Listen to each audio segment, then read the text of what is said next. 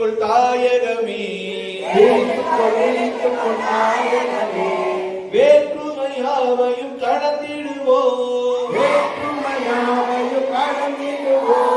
ஒற்றுமையாய் வாழ்வில் இணைந்திடுவோம்,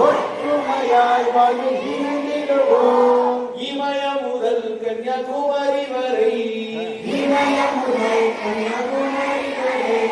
ஒரு தாய் மக்களை வாழ்ந்திடுவோம், எழுந்திரு பாரதமே, விழித்துக்கொள் தாய்